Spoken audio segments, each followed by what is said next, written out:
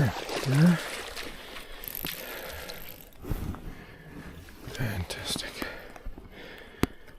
Nice cockfish.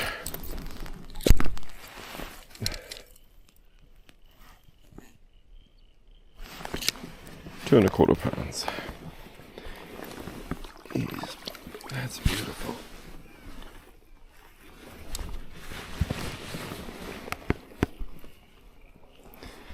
So he's pinned. And glorious release. Look at that view.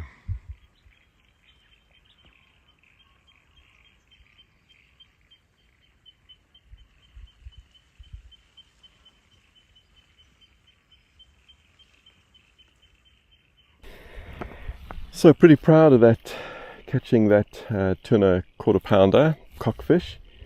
Actually did see him rise, so that seems to be a recurring theme here. I've had a bit of luck catching fish when I've seen them rise. In any case, so I'm fishing my new Scott G series, 8'8" 6-weight. And at the moment what I'm fishing it with is a Ross LTX reel. And what I did last night is I swapped my Rio Predator 6-weight line. I swapped it from my Ross Evolution RS or FS. I swapped it onto the LTX. And I was fishing a little bit yesterday with an airflow line that I've got, a 6-weight airflow line, a ridge line, and just the casting with it is just rubbish. Whereas this Predator line, it casts like a champion, and it appears early days yet, but it appears to be a great combination with the G series. So I've got a Rio tapered leader, 12-foot to 4X, and then a new sort of tactic. Jared Klein put me onto this. So I'm fishing it's by Fulling Mill, and it's called a bung. And it's got two little plastic stoppers that are actually on the leader. And what it does is, once it sinks, it goes up erect like this. It gets a little stiffy. And I just saw that go underneath the water for that trout.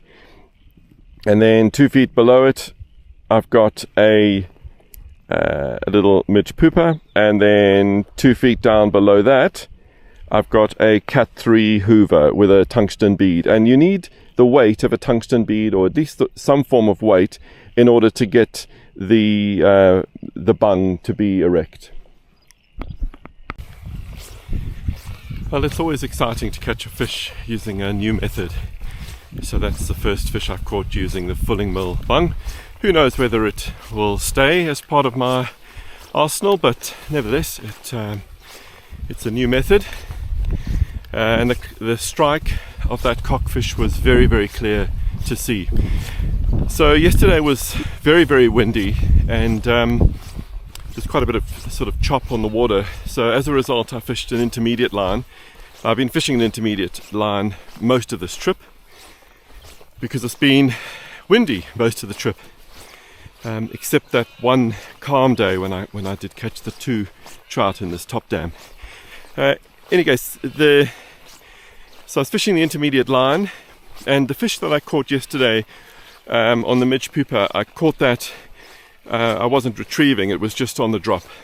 So last night I sort of strategized to come and refish this same area, this one effectively by the dam wall of the big dam, but using this Fulling Mill bung and a midge pooper. Actually, it didn't take the midge pooper. It took the weighted nymph that I've got on the bottom to get the bung to go erect.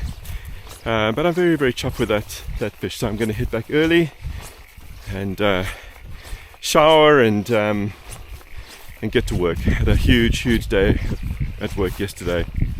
Had a big presentation to a client I was pretty nervous for, and luckily it went well.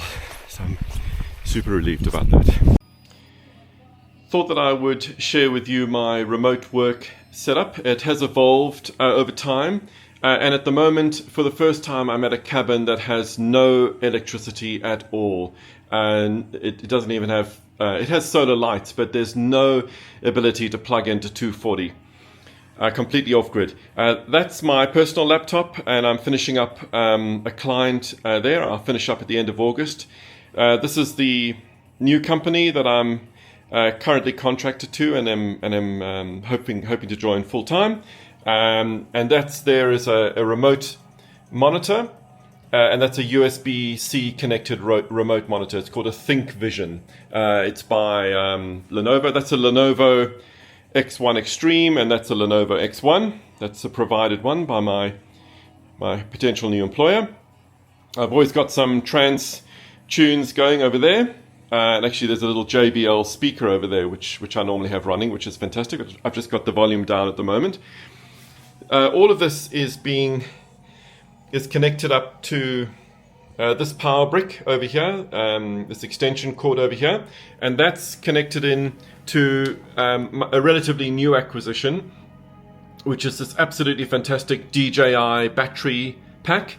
And at the moment it's charging from the generator, so I can see that the input watts are, say, 750 watts, which is coming from the Jenny, and the output is 140 watts, which is running the Starlink, the fridge, and those two laptops and the iPad. I'm at 94%, and in 7 minutes I'll be charged. And I've actually got charge coming in to this from the Jenny and going out to all those different devices. This is almost like a UPS at the moment. It's working like a UPS. This is the fridge. The Engel fridge that Barb's and I have had for 20 years. This is incredible. This is was actually given to Barb's as a bonus by Terry Parker, who she used to work for at Synchro in Terry Hills. And over here is the Starlink. And this is my Gen 2 Starlink. So this is one of the ones that can actuate, and it sort of self-aligns itself. I know there's a Gen 3 in a large dish, and then there's now also a Starlink Mini, which will have a much lower current draw. I believe you can run the new Starlink Mini off a USB-C. That's maybe something for me to explore in the future, but I'm very happy with that Starlink for the moment. Here is the trusty Honda generator, and I've been here since Saturday, and the Starlink has been up the whole time, so I've gone through these 2 5 litres completely, and I'm halfway through this third 5 litre. And then around the corner I've got a fourth 5 litre jerry can. So that's sort of what I'm travelling with, and I'm hoping I can get all the way through to Sunday with those effectively 20 litres of 95 unleaded. It's been great, you know, pretty well the whole day. I've been able to hear black cockatoos up in these trees here. Here we go. It really is my favourite sound in the Aussie bush. There we go. Oh, look at that! What a treat!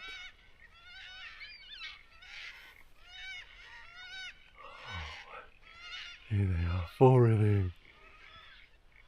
And then another one over there.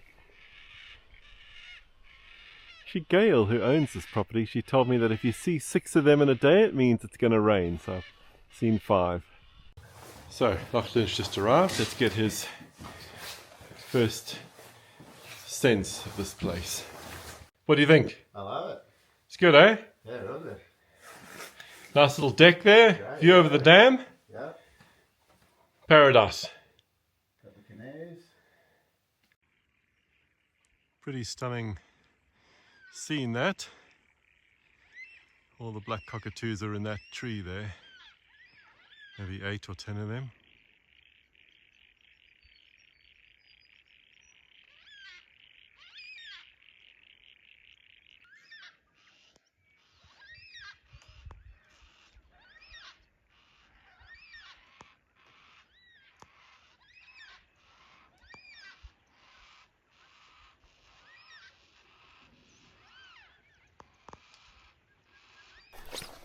So Lachlan is even more of a pyromaniac than I am. I can see he's got the fire going already. Yep. Nice work, mate. I thought by the time I got rigged up and got my waders on, got over there, it'd be dark, so Perfect. I'll start. Hey, what's that whiskey there? Start tomorrow. What have you got? It's Woodford Reserve, yeah, Woodford. Very nice. Bringing out the best. Nice, yeah. Good. Yeah, not bad. Yeah. And I can see you cheated when you started the fire. Yeah. Well done, mate.